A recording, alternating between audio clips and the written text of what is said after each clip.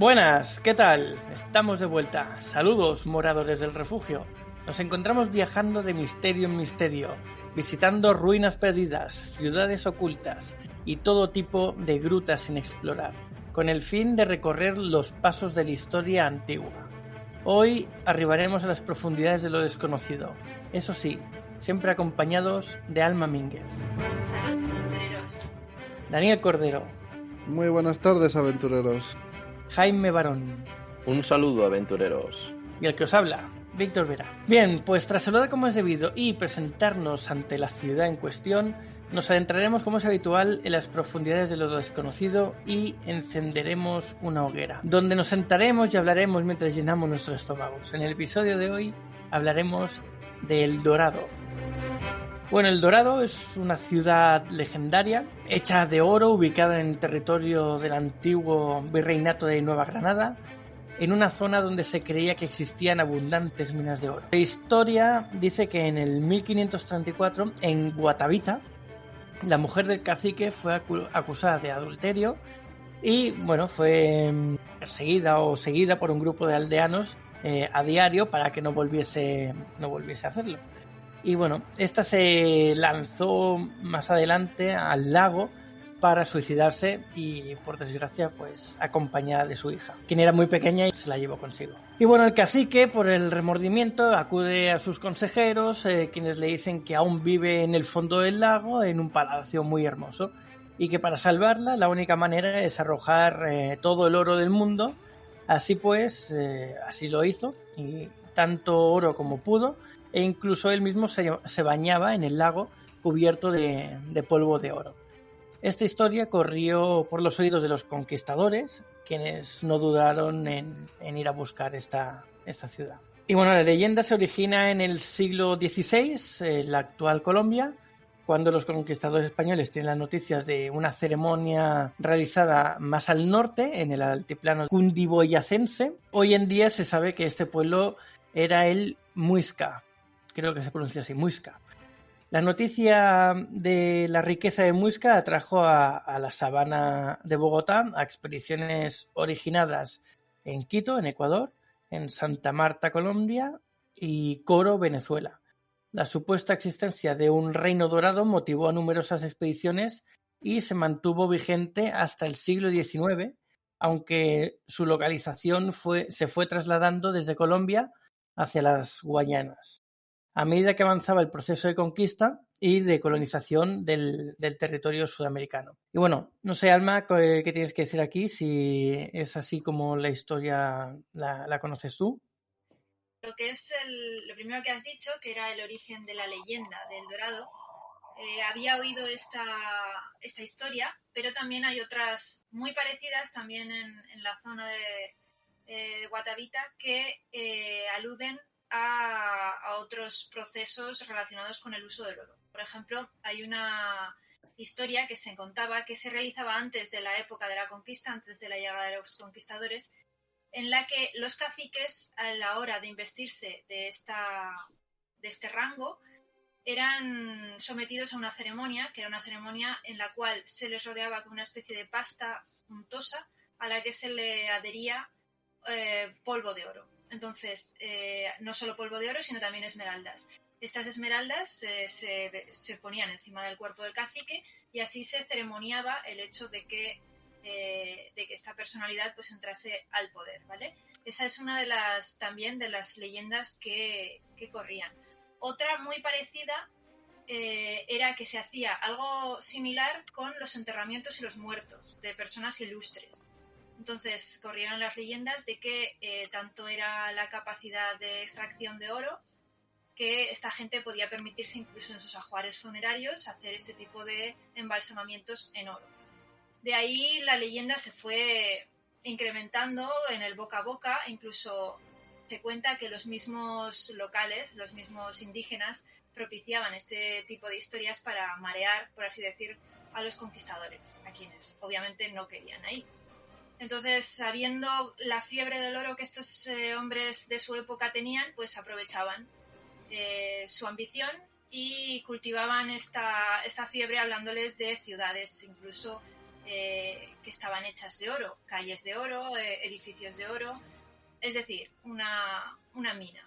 Esto era bastante creíble para ellos. ¿Por qué? Primero porque la conquista en un principio se inició con este afán, con el afán de riqueza, no con el afán de exploración. Entonces, no solo eso, sino que con el avance de Hernán Cortés y en la parte del norte se empezaron a encontrar muchos yacimientos muy útiles de distintos metales como la plata. Después veríamos cuando descubrieron en el sur la mina de Potosí, que sería la grandísima mina de plata que favoreció el comercio de plata hacia el continente de manera exacerbada. Para que os hagáis una idea, llegó la corona española a tener incluso el 20% en su mejor momento de ingresos procedentes de las nuevas tierras, ¿vale? De las tierras indígenas. Y todo esto procedía pues de los metales preciosos, oro, plata, pero no solo de ellos, también de la agricultura y otras mercancías.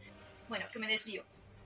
La cuestión es que sí, se favorecían todo este tipo de leyendas y los conquistadores, que luego os hablaré cómo eran en la parte sur, porque claro, hay una diferencia entre la conquista de la parte norte, que fue llevada a cabo por Hernán Cortés y sus hombres y los demás, y la parte sur, que fue llevada a cabo por Pizarro, Orellana y todos estos, que ya se realizó de una manera un poco distinta. Luego os lo contaré. Entonces, todos estos hombres pues venían con ese afán de riqueza y encontraron ese mito. No solo existía ese mito, también había otros mitos. Estaba el mito del país de la canela, que es el que prioritariamente siguió Pizarro, y estaba el mito de la Meza, que era también una zona que se decía que estaba llena de oro, fabricada en oro, una ciudad también, que también fue buscada por muchos exploradores, ¿vale? El país de la canela pues era una zona rica no en oro, sino en esta especia, en la especia de canela, que era básicamente una manera de contrarrestar el poder que tenía Portugal en las Indias Orientales con el comercio que él tenía con todo el tipo de especias. Entonces lo que buscaban estos conquistadores, como Pizarro por ejemplo, era encontrar este país de la canela rico en esta especia para poder comerciar, ¿vale? Todo esto florecía, es decir, todos estos mitos, todos estos llamamientos para los exploradores, pues florecían y se exacerbaban de tal modo que entre ellos se peleaban y hubo batallas, hubo traiciones, hubo de todo, que si queréis luego comentamos alguna. Y la verdad es que es un tema muy interesante, porque aúna todos los aspectos de esas ganas de aventura del ser humano, con la ambición, con el ahínco, con el afán de superación, también pues con todos los aspectos más de supervivencia, porque todas estas expediciones tuvieron que sufrir hambre, batallas, enfermedad. Digamos que perdían a la mayoría de sus hombres en estos viajes. Entonces todo esto a lo largo de la historia se ha conformado como una amalgama de asuntos súper interesantes y súper recurrentes en cuanto a pues a la aventura y a todas las cosas que nos gusta oír a todos, ¿no? Y ya está, esto como introducción. Que no está mal, por cierto, que no está mal. O sea, menos mal que era solo la introducción, porque si no nos hubiéramos quedado todos escuchándote todo el podcast. No, pero es muy interesante esto que dices. Yo sí que es cierto que, o sea, yo creo que todo el mundo lo ha escuchado, pero ya sabemos que a lo largo de la historia está, pues eso, el Imperio Azteca, el Imperio Inca. Entonces, el Dorado, yo siempre he tenido la creencia de que está situado más al norte, ¿no? No sé por qué, pero que a lo mejor me equivoco, a lo mejor estaba más situado hacia cerca del Imperio Inca o el Imperio de los Mayas. Yo sé que en el Imperio Azteca era uno de los grandes líderes, era Moctezuma, y el Imperio Maya era Atahualpa, ¿puede ser? Es que no estoy seguro, ¿eh? Era de los incas. Atahualpa era de los incas. Justo, exacto. Justo. Entonces, aquí yo creo que, o sea, me suena, no estoy seguro que el dorado era más propio del Imperio Azteca, pero no sé si voy... El Imperio Azteca estaba en la parte norte, en Mesoamérica, ¿vale? En la parte norte un poco central, junto con el Imperio Maya. Ambos Vale. imperios, digamos que el azteca fagocitó al imperio maya, se servía pues de muchos poblados para sus fines, ¿vale? Pero todos pertenecen a Mesoamérica. Después, la parte incaica es la parte más al sur y que converge pues con países como Ecuador, Brasil, Venezuela, etc. ¿Dónde está el Dorado? Hoy todavía no se sabe. Es decir, a ver, ya a estas alturas se ha dicho que eso no es más que un mito, ¿vale? Pero todavía yo creo reside en los corazones de la gente la idea de que ¿y si no lo fuera, ¿vale? Pero durante toda la historia no se ha ubicado. Se cree que estaba por esta zona, por la zona del río Amazonas, pero ya sabes que el río Amazonas cruza países enteros. Entonces, la altura a la que está todavía no se ubica. ¿Dónde lo buscaron los conquistadores? Pues en distintas zonas. En la zona del Orinoco, ya hablaremos de ello. Pero básicamente es por ahí. Y Vale, como vale. dice Gabrilius en el chat, en la búsqueda 2 lo sitúan en Estados Unidos, en el monte Rushmore, ahí donde las cabezas de los presidentes, ¿eh? ¿Por qué no? Oye. Yo creía que Eso estaba es, aquí en Corbera, tío. ¿eso es la película de Nicolas Cage o Sí, Sí, sí, la justo? búsqueda. A ver, Sí, que son muy justo. divertidas, pero en fin. Son películas. No, oye, pero le echaron bastante imaginación, ¿no? O sea, yo me he visto las dos, y si bien es cierto que se suele decir que la segunda parte o las segundas partes son peores que las primeras, yo debo decir que la segunda parte a mí me convenció bastante. Vemos en el protagonista, Nicolas Cage, que tiene un gran complejo, también en el padre, ¿no? Porque había como una especie de conspiración que parecía que ellos habían traicionado a la presidencia americana, cuando era falso, y claro, para demostrar que eran inocentes, que no habían traicionado a nadie, pues se vieron obligados a descubrir la localización exacta del Dorado. Creo que más o menos por ahí van los tiros, y el mero hecho de haberlo situado ahí, yo creo que le echan bastante imaginación, y también se nota, desde mi punto de vista, una gran cantidad de estudio, porque no, yo creo que no hay ningún momento en el que digas esto aquí se han tirado el pisto o no encaja con la época. Entonces yo creo que, no sé, me parece que está muy bien, se documentaron bastante. Película, no. La vi y me gustó porque me gustan todas las aventuras, pero no me acuerdo. Y su validez histórica seguramente es prácticamente nula. Pero bueno, ya ahora mismo no te sé decir. Hombre, si ponen el Dorado en Estados Unidos, pues diría que sí, 100% es nulo, ¿vale? Bueno, como tú has dicho, no la han encontrado. Y sí, Sí, claro. La cosa es esa, que se generó la leyenda del Dorado a través de, pues eso, de rituales para enterrar a los muertos o para echar el oro, como decía Víctor, para la mujer que se había ahogado en el lago. De esas tradiciones o costumbres que tuvieron esas tribus, se generó una pelota que hasta se hablaba de la ciudad de oro, ya sea para despistar a los conquistadores, ya sea, pero que hasta tal punto que convencían a la gente. Sí que es verdad que la fiebre del oro y el querer adquirir riquezas, que es para lo que habían ido, les podía. Pero hasta tal punto me sorprende que sean capaces de poder pensar que eso podía existir. Aún así, luego estaba la parte de los exploradores, que esos ya no lo hacían por las riquezas, muchos de ellos era por otorgarse el mérito de haber llegado a descubrir dónde estaba la ubicación de dicha ciudad.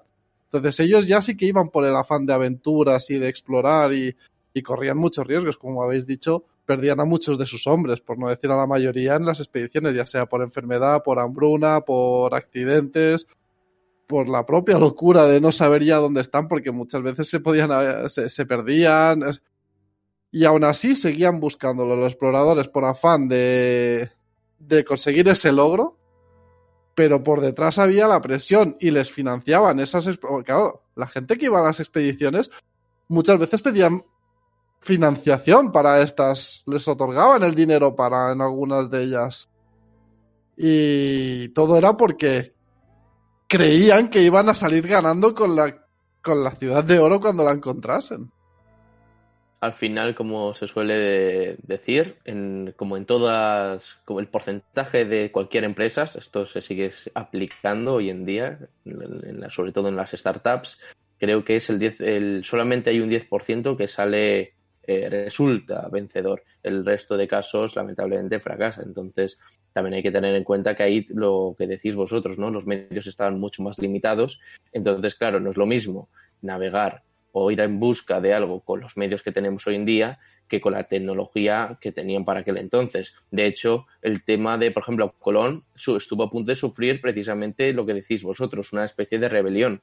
Y solamente fue ya, sí, ¿cómo es lo que te has dicho? Kilo que la sufrió.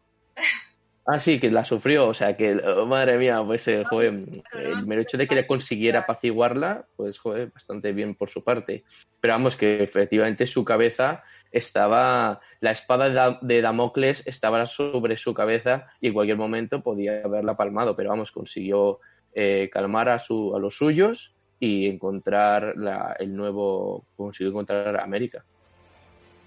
Si queréis, explico ya que estáis hablando aquí de las financiaciones. Es un tema muy interesante y yo creo que viene a colación con todo esto que estamos hablando. Cuando comenzó la conquista, después de que Colón ya descubriese América, no pensaba descubrir América, como todos sabemos, él lo que quería era llegar a Zipango, que era la zona de Japón por aquel entonces.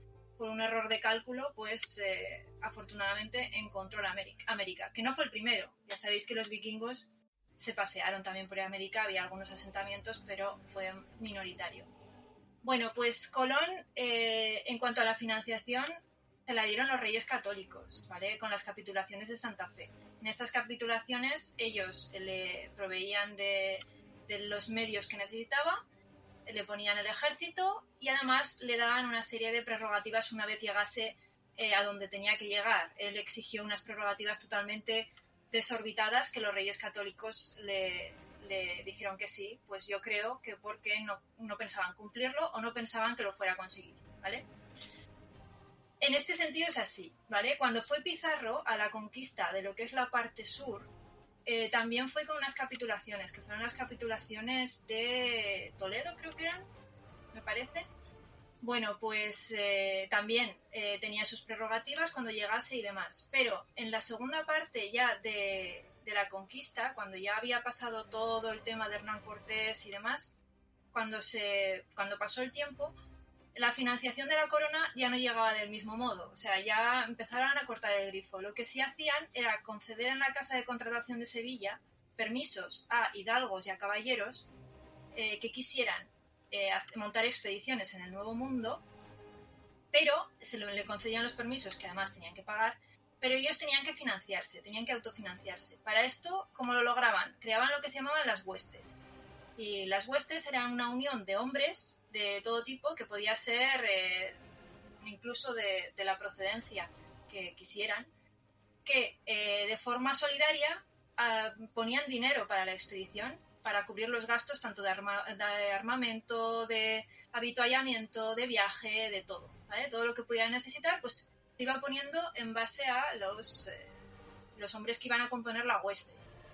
Había incluso un documento que especificaba qué ponía cada cual para que luego los beneficios que encontrasen se repartiesen en función a esto, ¿vale?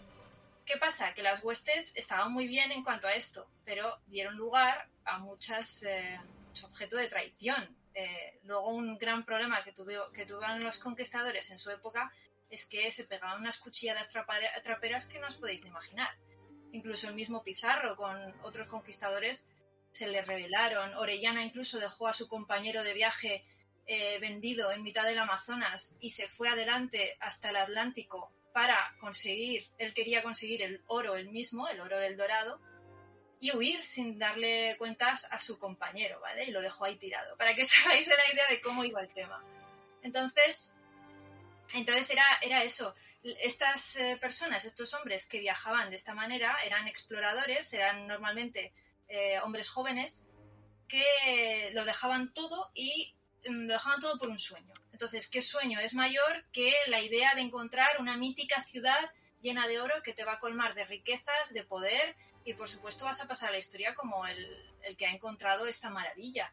Entonces eso arraigó en la mente de estos hombres, de los conquistadores, y por así decirlo, los volvió medio locos. Es decir, hay incluso escritos en los que se ve cómo narran que incluso estando en las más terribles situaciones de estar con todos sus hombres medio muertos, ellos seguían intentándolo, no querían dejarlo, querían seguir adelante, incluso hasta la muerte. Entonces, un poco como Galwin, ¿verdad, Alma? Un poco, sí.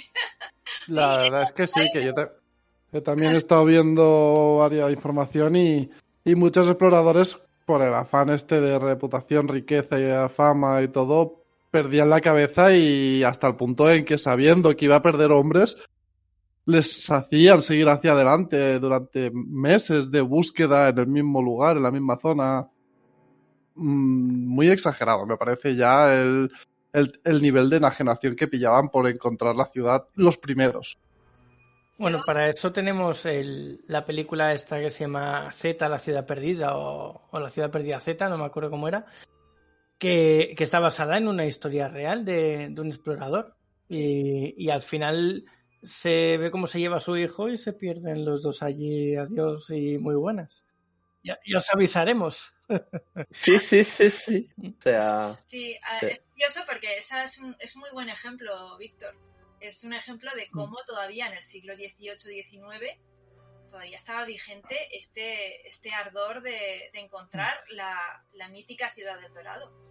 Y además ahí se representa mucho eso, el cómo buscar patrocinadores para ir y eso, y las ganas de encontrar algo, pues o sí, y va las veces que haga falta. Debo decir que efectivamente Hernán Cortés es otra gran pieza en todo este tablero, en el tablero del ajedrez, porque ya sabéis que por culpa suya las monedas de los aztecas fueron malditas, como bien pone la película de Piratas del Caribe. Entonces, a partir de ahí, pues claro, cuanto más gastaban, pues claro, pues se convertían en esqueletos con la luz de la luna llena y demás. Y ahora, pues doy pasapalabra al siguiente, porque se me ha ido un poco la pinza. Oye, si la historia realmente fuera así, sería más divertida, en mi opinión.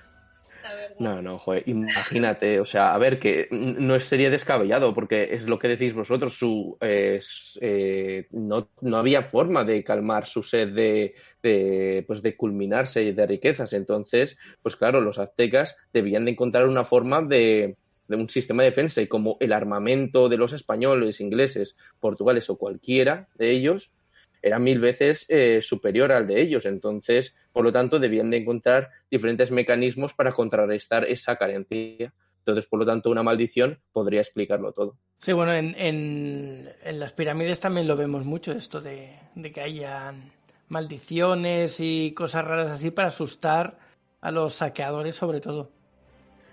Viene Imhotep, en este caso, las momias e Imhotep con el libro de los muertos. Ahí hablaríamos de la momia. Que a los descubridores de la tumba de Tutankamón ya sabéis lo que les pasó, uno a uno, así que... Sí, ¿no? Que todos la palmaron, ¿no? O sea, contra... Eso no fue película, eso es documental, o sea, que estos... los spoilers en la historia deben de ser bienvenidos, porque no hacen otra cosa que aumentar tu cultura y aportarte información. Y es información verídica, porque todos ellos contrajeron una enfermedad a causa de, creo que no sé si una bacteria o un virus, y murieron todos, ¿no? O casi todos.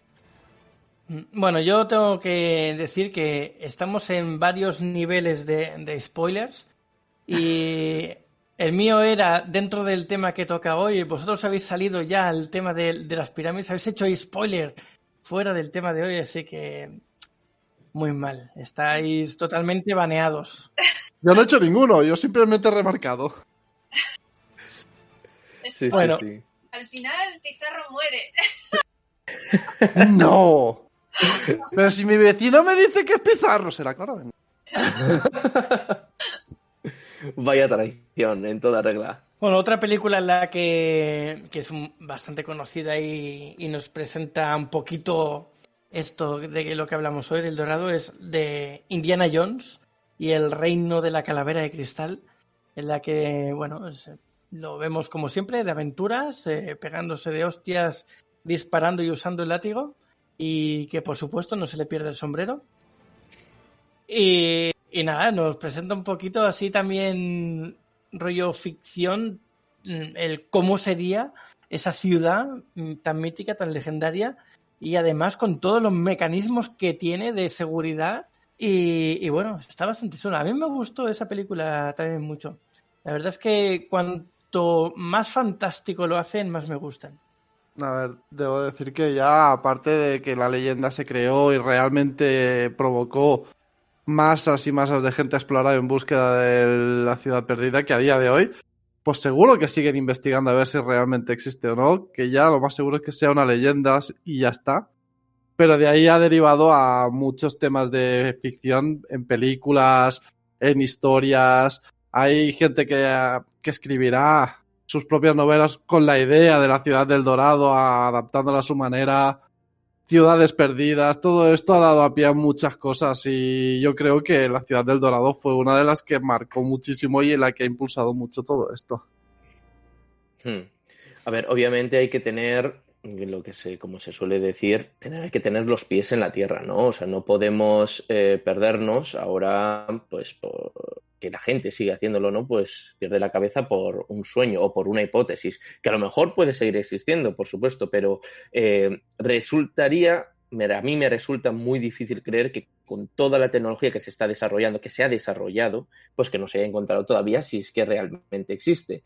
Ahora, mañana, publicarán una noticia de que un par de chalados han encontrado el Dorado y yo diré, tonto Jaime, daré de golpes contra la pared. Entonces, eso es lo que pasará. Pero no, yo creo que realmente no se puede perder la cabeza por ese tipo de sueños. Yo creo que ya todo lo que se ha tenido que encontrar, al menos en este planeta o en la Tierra, yo creo que se ha encontrado casi todo. Faltaría pues los secretos de las fosas marinas, explorar el fondo marino, pero yo creo que ya reinventar la silla es muy complicado. Eso es más o menos, yo creo que esa es mi opinión, que puede ser que me equivoque, claro. Bueno, Jaime. Yo difiero contigo. Bueno. A ver, hable usted de que la alumna más aventajada está poniendo en duda la opinión del profesor. A ver, venga, usted diga. A ver, la alumna se va a convertir ahora en el maestro. Venga, diga usted. A ver, para empezar, decir que está todo visto es impensable para mí, ¿vale? Digo de este planeta, ¿eh? De oro exista por ahí, bueno, es difícil, pero nunca se sabe.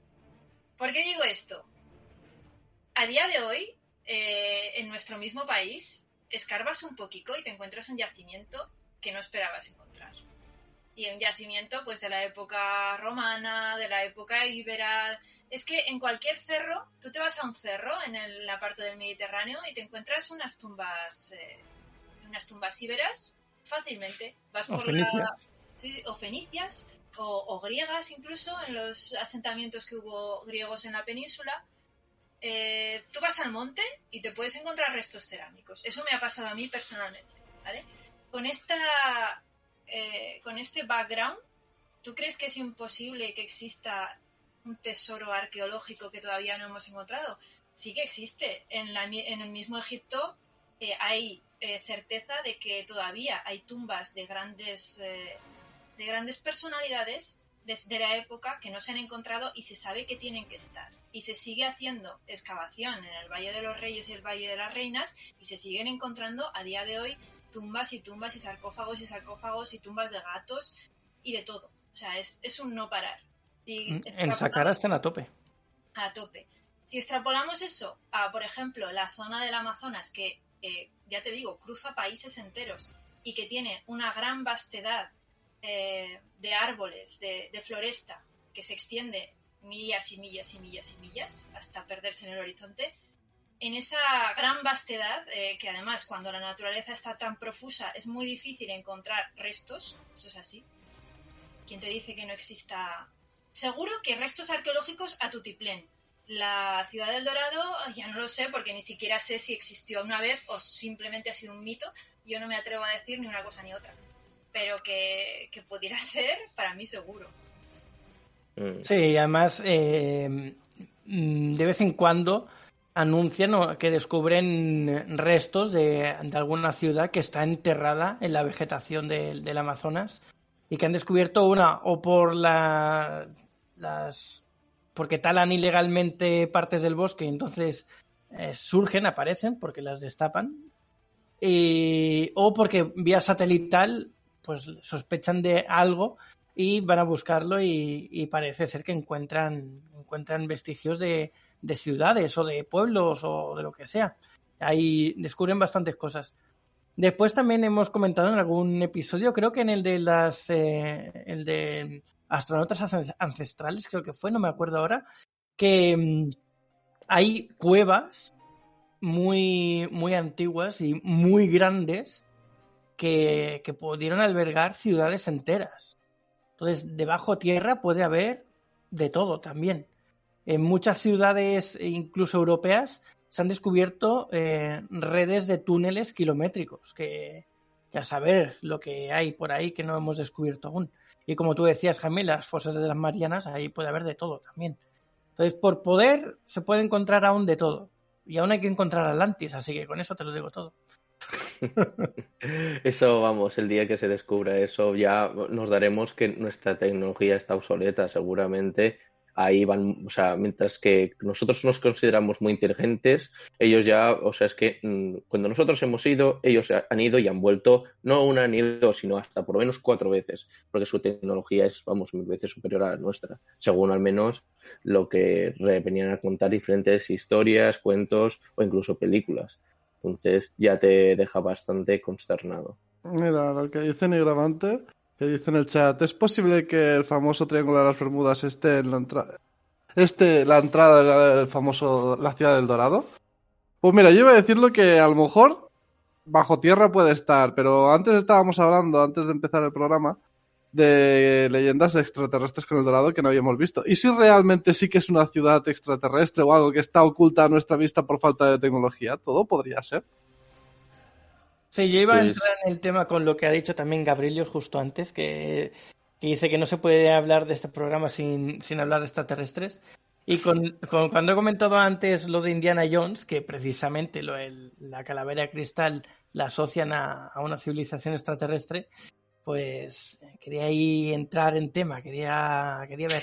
Pero vamos, que Nigromante nos lo ha puesto a huevo ya. Se han encontrado dicen que puede ser que hayan bases subacuáticas de extraterrestres, y lo que sí que es cierto y sí que han encontrado son civilizaciones o ciudades bajo el agua, así que por poder podría ser. Puede ser, Pero entonces... demuestra lo contrario, ¿no?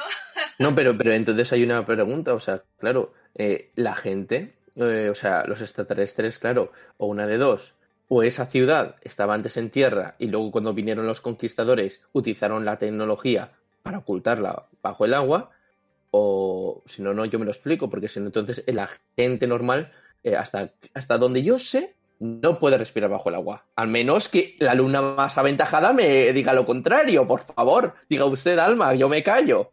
A lo mejor tienen branquias, ¿no? Han evolucionado. Sí, venga. Y ya, bueno, yo soy, que bueno, esto ya lo he dicho varias veces, yo soy el hijo de Zeus, ¿no? Bueno, todos hemos visto Waterworld, ¿o no? Tenemos ahí a las branquias. Yo no lo he visto. Cuidado, a ver. ¿Se avecina un spoiler? ¡Hacemos triplete hoy, venga! ¡Venga! Esto es como lo de hacer spoiler de un libro de 30 años. O sea, que no haya visto esa peli es porque no ha querido ya.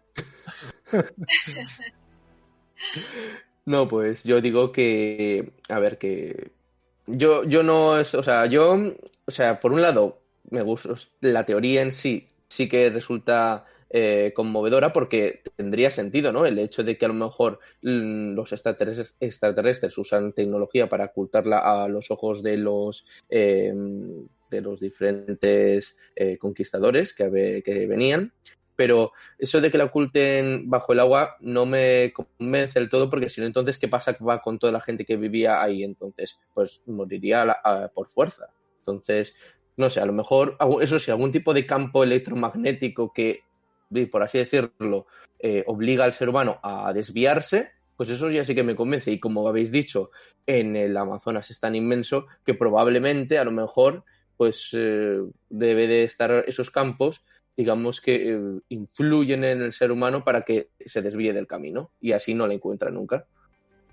A ver, ya indistintamente de extraterrestres o no, realmente cuando dicen de la ciudad de oro que tiene hasta las calles cubiertas de oro, los edificios, todo, estamos hablando de supuestamente una ciudad, algo que es bastante grande, que no lo encontrasen de ninguna de las maneras es de extrañar. Que sí, que ahora con el paso del tiempo podría estar, como decíais, en una cueva, se haya podido ir al fondo del mar, haya podido acabar en 1000 sitios, pero en aquel entonces una ciudad no. Que puede ser que alguna aldea, tribu o un poblado de allí tuviese mucha cantidad de objetos de oro y demás y de ahí se extrapolara toda la información. Yo es lo que creo que pudo haber pasado, que realmente allí sí que tuviesen varios objetos valiosos de oro y que de tanto oro que vieron allí debieron de pensar que de algún sitio tenía que salir o la propia historia para despistar a los conquistadores, como no tenían armas, como decía antes Jaime, para defenderse de la tecnología con la que les venían, utilizaban un poco la estrategia a marearlos, a desgastarlos, a perder recursos en búsqueda de algo que a lo mejor ni existía. Entonces, es difícil que una ciudad, como se describe con las calles y tal, no se encontrase nada. O incluso a día de hoy no se encuentre nada. O a lo mejor si la han encontrado y nos la han ocultado. Uy, una Pues, teoría conspiratoria. Eso... muchas cosas, ¿vale? El mito en sí es una ciudad de oro, pero como hemos dicho al principio, también puede ser este lago lleno de oro o esta cubierta que se hacía en los caciques cuando... todo implica una tenencia de este metal precioso, ¿vale? Del oro. Que tuvieran una ciudad de oro no implica otra cosa que tuvieran una exacerbada mina de oro cerca, que era lo que yo creo que los conquistadores buscaban. Si han hecho una ciudad entera de oro es que tienen muchísimo oro para dar y para tomar. Esto se ve favorecido por el hecho de que ya en las conquistas encuentran mucho oro, sobre todo encuentran plata, ¿vale? Y otros metales, pero oro también encuentran. Entonces, si ya van encontrando, saben que hay. Y al haber, ellos siempre piensan que va a haber más. Y si encima les construyes esta ficción en la cabeza, pues todavía se vuelven más locos, ¿vale? Ya os he dicho, un poco más tarde encontraron las minas de Potosí, que son unas minas de plata gigantes que abastecieron toda Europa, para que os hagáis una idea. Entonces, a ese nivel estamos. En cuanto a que fuera una ciudad o no, eso ya es... yo creo que los conquistadores no esperaban en sí una ciudad, sino una mina muy, muy rica en oro que les permitiese volver a casa con unos buques llenos de este metal y ganar el poder consecuente, ¿vale? Respecto a las fábulas indígenas, también decir que en estas expediciones, en estas huestes que montaban y en estas expediciones participaban sobre todo indígenas. O sea, había, para que os hagáis una idea, si iban 300 españoles, iban 5.000 indígenas con ellos. Iban 300 caballos, 300 caballos, 900 cerdos, para que os hagáis una idea de cómo iba el tema, ¿vale? Y los perdían casi todos. De hecho, tengo aquí un ejemplo, si queréis, por aquí lo tengo apuntado, de Hernán Pérez de Quesada, que es uno de los conquistadores, uno de los exploradores que viajaron, ¿vale? Este era hermano de Gonzalo Jiménez de Quesada, que es otro que vino antes, y marchó, pues eso, con 300 españoles, eran 300 españoles, 1.500 indios, 300 caballos y 800 cerdos. Y 2 años después, para que os hagáis una idea, después de enfermedades, luchas internas, no encontrar nada, hambre, hambrunas, de todo, les pasó absolutamente de todo, volvieron a casa 64 españoles, 4 indios y 18 caballos. Este es uno de los desastres más caros registrados de la historia en cuanto a expediciones y demás. Pobres cerdos, tío. Sí, los cerdos, de hecho, es que estaban para comer, se los comieron todos, no hay ninguno, porque estaban en hambruna, para que os hagáis una idea, ¿no? 1.500 indios has dicho y volvieron... ¿Cuántos? Volvieron 4, ¿ha dicho? 4. Joder. Qué Sí. bárbaro. Sí. Y Nah. hay más ejemplos, Obviamente, a ver, estos indígenas no todos murieron, seguramente muchos de ellos simplemente se fueran. pero también hubo mucha mortandad. Como sabéis, en la conquista hubo muchísima mortandad por el tema de las enfermedades que trajeron los conquistadores. Entonces eso es de lo que más diezmó a la población, y eso también pasaba durante las expediciones. Las enfermedades estaban a la orden del día. Y básicamente eso. Y ya si queréis hablar de conquista en general, o sea, de lo que es de los viajes que hicieron en El Dorado, yo los tengo aquí apuntados y os puedo comentar un poquito, ya lo que queráis. Bueno, eso lo dejaremos para otro porque ya se nos va a ir muy largo. Comentar que a los que les gusten los videojuegos hay uno que es muy antiguo, que es el Sid Meier's Colonization. Y bueno, hicieron una versión actualizada del Civilization 4, creo que fue, 4 o el 5, no me acuerdo. Que también hicieron el del 4, el Colonization. Lo actualizaron un poco y está chulo también. Y esto de la conquista, enviar oro de vuelta a Europa y todo esto. Está bien, está entretenido. Yo un pequeño comentario a raíz de lo que tú habías dicho de los engranajes de seguridad que tenía en la ciudad del Dorado, en la Indiana Jones, la calavera de cristal. Pues contraten seguros Azteca para evitar que roben en su casa. Que puedan entrar, pero que no puedan salir. Exacto. A ver, lo que pasa es que allí estaba permitido poner no alarmas, sino trampas que acabasen con los intrusos. Aquí ahora, como no podemos acabar con nadie, pues tenemos soniditos que hacen y ya está. Pues lo dicho, vamos a ir cerrando, que hoy vamos bien de tiempo, pero está claro que a la que saquemos un tema más se nos va. Así que, tras tanta charla y llenar nuestros estómagos de deliciosa comida y bebida, dejaremos de lado este fascinante lugar y saldremos en busca de alguna otra aventura, pero no antes de deciros alguna de nuestras redes sociales y el email para contactarnos. Actualmente no tenemos ningún evento al que acudir próximamente. El próximo está en mayo para que vayáis cogiendo las fechas. Así que de momento tenemos nuestro servidor de Discord, que es Saga Galdin, todo junto. El email que es refugioaventurero@gmail.com. El Instagram de Alma, que es @alma_mínguez. El de Jaime, que es @jbarongrau, barón con B. Tanto a Daniel como a mí nos podéis encontrar como Saga Galdin en cualquier red social. Y nada, muchas gracias por escucharnos. Y nos vemos pronto en el siguiente programa, Refugio Aventurero. Así que buen viaje, aventureros. Escucharnos una semana más. Y mi mensaje para esta semana es que nunca, jamás perdáis vuestro lado explorador y aventurero. Y hasta la semana que viene, aventureros. Muchas gracias una semana más por haber estado aquí con nosotros y nos vemos la semana que viene, aventureros. Muchas gracias por haber estado aquí en esta fabulosa aventura y nos vemos en la siguiente. Hasta luego, aventureros.